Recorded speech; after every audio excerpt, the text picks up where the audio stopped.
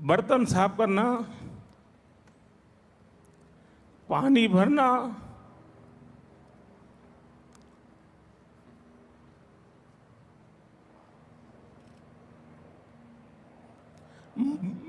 मजदूरी करना। दुनिया जिसके साथ जुड़ी है उनके साथ मुझे आज रूबरू में जुड़ने का अवसर मिला है।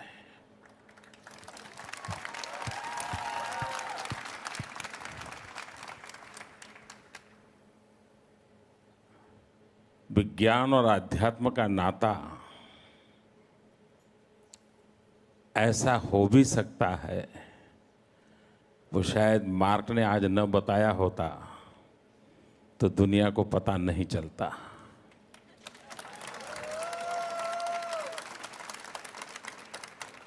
अमेरिका से एक नौजवान कुछ करने के सपने देखता है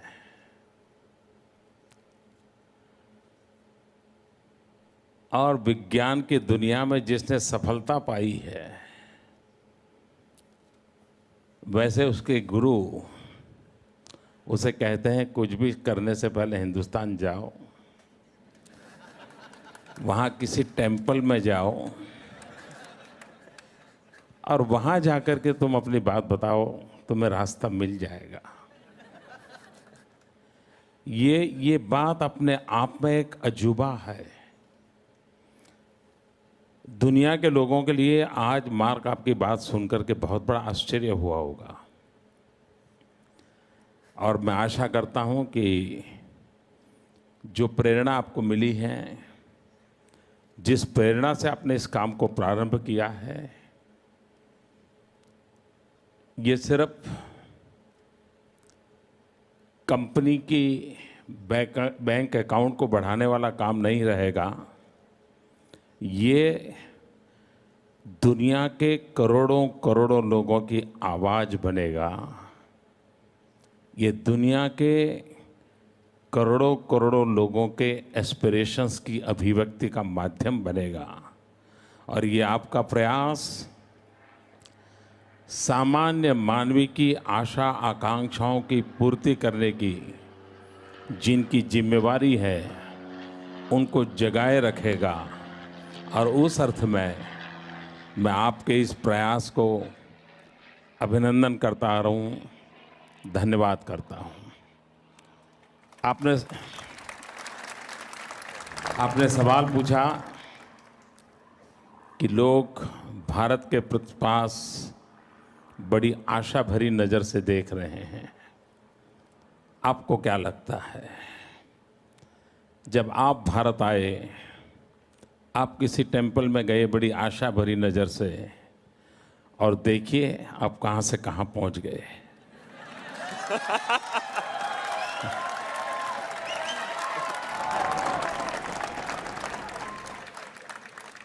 आपका अनुभव कहता है कि जो भारत से आशा अपेक्षाएं हैं, सामर्थ्य भारत में है, ये आपका खुद का अनुभव बता रहा है।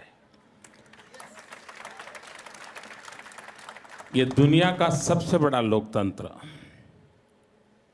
अगर आर्थिक नजरिए से देखा जाए, चाहे वर्ल्ड बैंक हो, IMF हो, दुनिया की सारी रेटिंग एजेंसीज हो, एक स्वर से सब लोग कह रहे हैं कि आज विश्व के बड़े देशों की फास्टेस्ट ग्रोइंग इकोनॉमी अगर कोई है तो वो है भारत।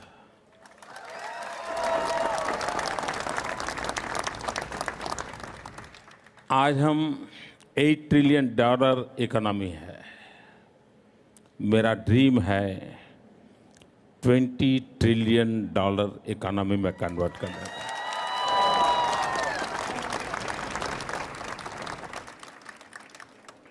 और उस काम को करना है मुझे, तो 3 बातों पर मैं बल दे रहा हूं: agriculture sector, service sector and manufacturing sector.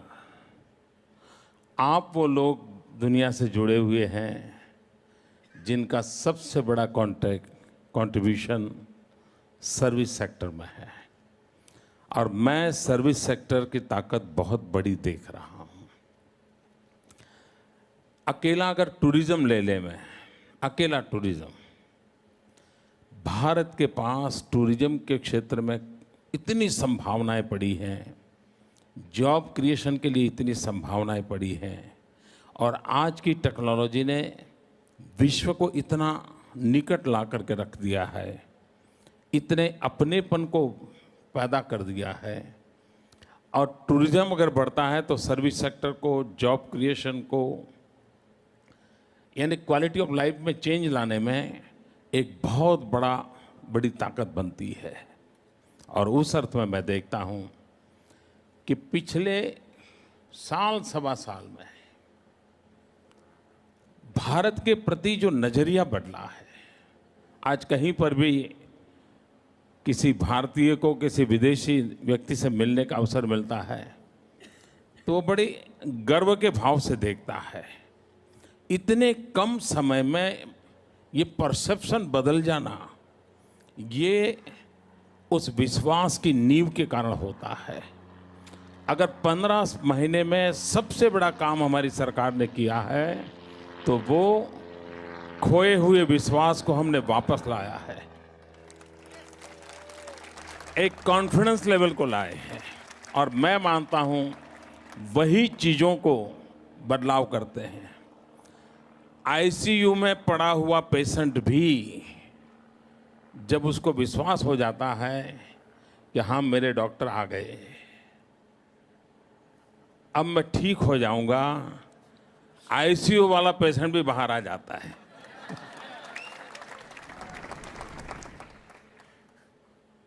Thank you. All right. So we have the first question from the thread. We received more than 40,000 comments and questions on our Facebook post about this town hall. So that's pretty incredible engagement. And several people have flown in today to ask their questions. But before we call them up, I actually am going to start with one for you. You were one of the early adopters of the internet and social media and Facebook. And did you at that point think that social media and the internet would become an important tool for governing and citizen engagement in foreign policy?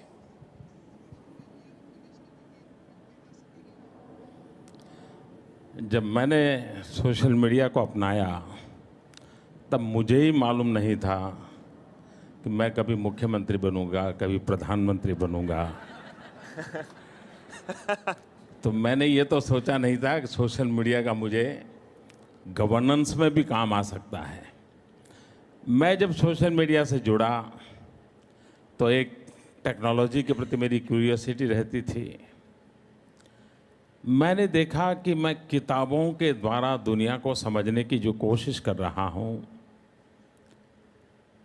लेकिन मनुष्य का स्वभाव है कि text book के बजाय अगर guide मिल जाए तो ज़्यादा अच्छा लगता है।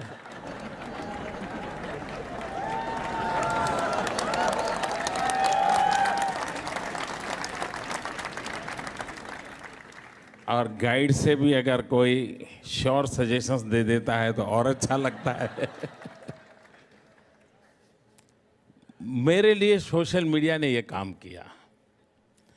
मुझे बहुत ही कम समय में 2-4 शब्दों से मुझे जिन चीज़ों की ज़रूरत थी वो मिल जाती थी। और दूसरा फ़ायदा ये हुआ कि मैं बहुत ज़्यादा पढ़ा लिखा नहीं हूँ, बहुत मेरे पास वो सौभाग्य नहीं था कि मुझे कोई ज़्यादा ज्ञान अर्जित कर सकूं। लेकिन मेरी उस कमी को सोशल मीडिया ने भर दिया। 2-4 शब्दों से भी मेरी दुनिया चल जाती थी और उसके कारण मेरी थॉट प्रोसेस में बहुत बड़ा बदलाव आया। मैं जो कभी अपने आसपास की दुनिया से ही सोचता था, एक पूरे विश्व के दायरे तक उसे छूने का मुझे अवसर मिला। मैं जुड़ता चला गया और जैसा जैसा मैं जुड़ता चला गया, दुनिया ने भी मैं जैसा हूं वैसा मुझे स्वीकारना शुरू कर दिया। और इंसान के लिए सबसे बड़ी खुशी की बात यह होती है कि आप जैसे हो वैसे जब दुनिया आपको स्वीकार करती है तो उससे बड़ा आनंद का कोई अवसर नहीं होता। वरना क्या है, लोग कहते हैं यहाँ आप अच्छे हैं लेकिन ये होता तो अच्छा होता, आप बहुत अच्छे हैं लेकिन थोड़ा ये सोशल मीडिया पे वो प्रॉब्लम भी नहीं है। आप जैसे हैं वैसे दुनिया स्वीकार करती है आपको, उसे कोई क्वेश्चन नहीं होता है और इससे आपका दायरा बहुत तेजी से बढ़ता है। मैंने ये जो पहले अनुभव किया वो इस दायरे को बढ़ाने वाला अनुभव किया। जब मैं सरकार में आया तो मेरे सारे दरवाजे खुल गए। मैंने देखा सरकार का एक प्रॉब्लम होता है, उसका और जनता के बीच बहुत बड़ा गैप होता है, बहुत बड़ी खाई होती है। और जब पता चलता है तब 5 साल हो जाते हैं, चुनाव आता है, रिजल्ट आता है, तब पता चलता है कि भाई इतनी बड़ी गैप थी। सोशल मीडिया के कारण डेली वोटिंग होता है। मैं अभी बात कर रहा हूं, अभी वोटिंग चलता होगा कि मोदी ठीक कर रहा है, गलत कर रहा है।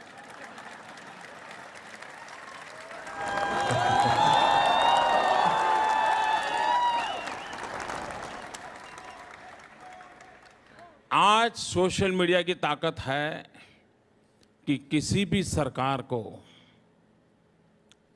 वो गलत करता है तो रोकता है, गलत करने से डरता है और गलती सुधारने का अवसर पहले 5 साल में एक बार चुनाव के बाद होता था, आज हर 5 मिनट के बाद होता है। मैं मानता हूं ये लोकतंत्र की बहुत बड़ी ताकत बन गया है और इसलिए मैं सभी राजनेताओं से, दुनिया के सभी राजनेताओं को सोशल मीडिया से भागने से कुछ होने वाला नहीं है। आप जुड़िए, आप उसको जानने की कोशिश कीजिए। अच्छी सरकार तब चलती है जब आपको इंफॉर्मेशन चैनल बहुत हो आपके और रियल टाइम इंफॉर्मेशन मिलती हो। सरकारों के पास पहले मैकेनिज्म था भी तो बड़ा स्लो था। कहीं पर कुछ हो जाता था तो 24 घंटे के बाद जब न्यूज़पेपर आता था तब पता चलता था यार वहाँ कहीं हुआ है। आज 24 सेकंड में पता चलता है कि दुनिया के उस कोने में ऐसा हुआ है। और इसलिए रियल टाइम इंफॉर्मेशन के लिए ये सबसे बड़ा सोर्स है। और अगर गवर्नमेंट जागरूक है, सतर्क है, कॉन्शियस है, तो रियल टाइम इंफॉर्मेशन से वो करेक्टिव मेजर्स ले सकते हैं, पॉलिसी फ्रेमवर्क बना सकते हैं और काम की गति को बहुत बढ़ा सकते हैं। और उस अर्थ में मैं देख रहा हूं कि सोशल मीडिया ने गवर्नेंस में बहुत बड़ा रोल प्ले किया है। अब मुझे सवाल पूछा डिप्लोमेसी का। देखिए, डिप्लोमेसी पहले क्या होता था, कंट्री कैपिटल एक दूसरे से जुड़ते थे। दिल्ली वॉशिंगटन से जुड़ता था, दिल्ली टोक्यो से जुड़ता था, नेताओं से जुड़ते थे। सोशल मीडिया के कारण एक देश दूसरे देश के नागरिकों से जुड़ता है। आज मैं चाइना में सोशल मीडिया का अलग स्ट्रक्चर है, लेकिन मैं भी वहां भी एक्टिव हूं।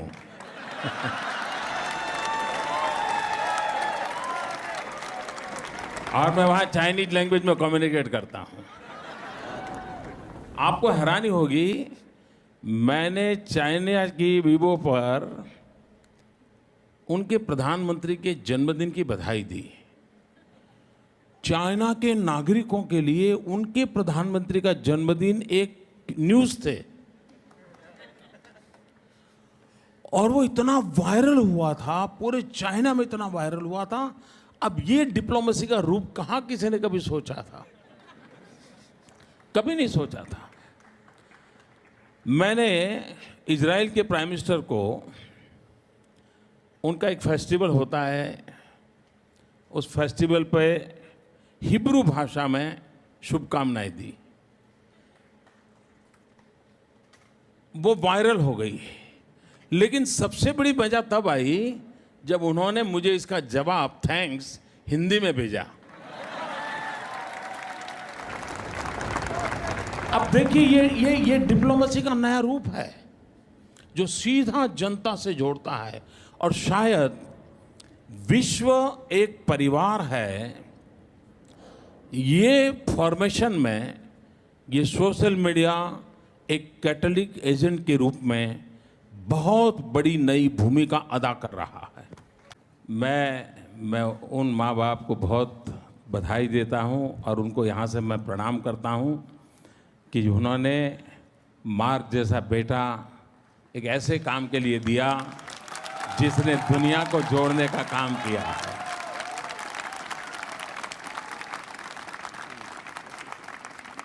I request, will you please stand up? Would like to see you.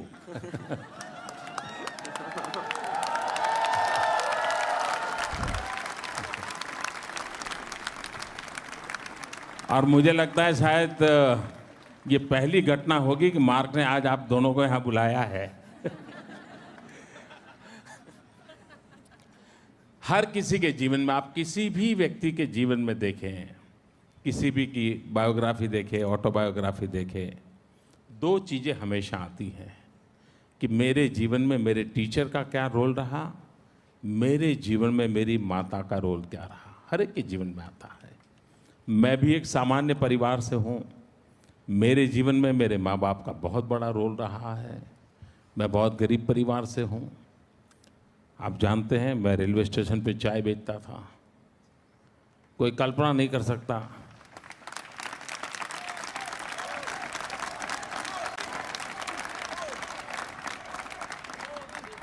कि दुनिया की इतनी बड़ी डेमोक्रेसी ने एक चाय बेचने वाले को अपना नेता मान लिया।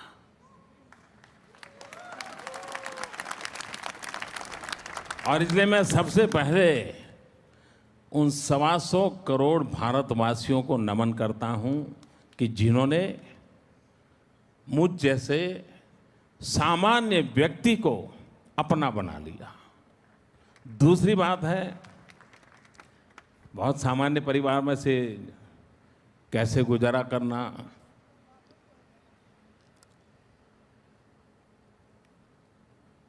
हमारे पिताजी तो रहे नहीं है।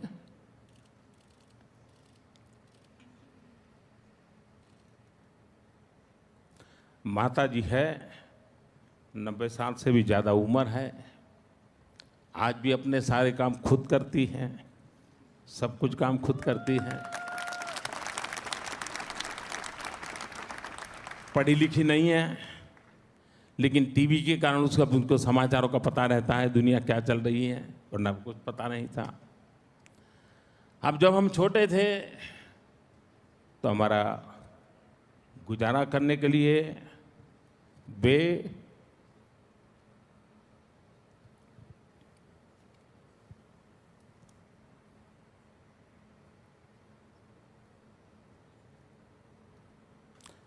अड़ोस पड़ोस के घरों में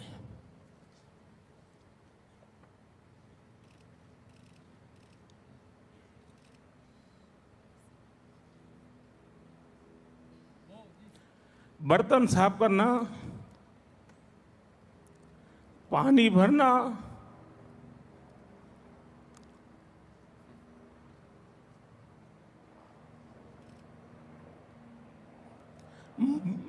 मजदूरी करना,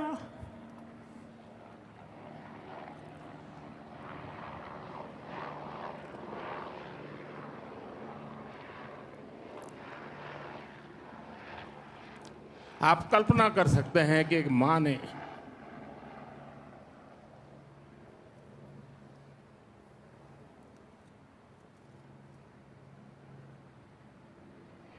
अपने बच्चों को बड़ा करने के लिए कितना कष्ट उठाया होगा। और ये सिर्फ नरेंद्र मोदी के केस में नहीं है, भारत में ऐसी लाखों माताएं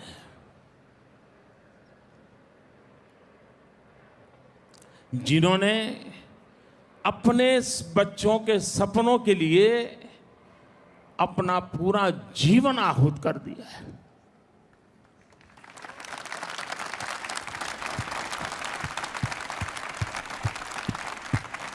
और इसलिए मैं सभी माताओं को शत शत वंदन करता हूं और उनकी प्रेरणा, उनके आशीर्वाद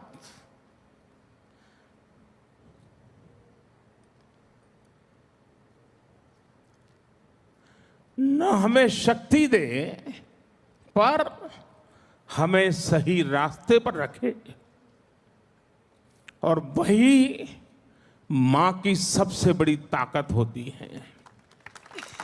मां कभी नहीं चाहती है कि आप कुछ बन जाओ, लेकिन मां हमेशा चाहती है कि आप कैसे बनो। और ये मां का सपना होता है कैसे बनो। कुछ भी बनो, ये कभी मां का सपना नहीं होता है, ये फर्क होता है। और इसलिए हर किसी के जीवन में मां का बहुत बड़ा योगदान होता है। Thank you mark.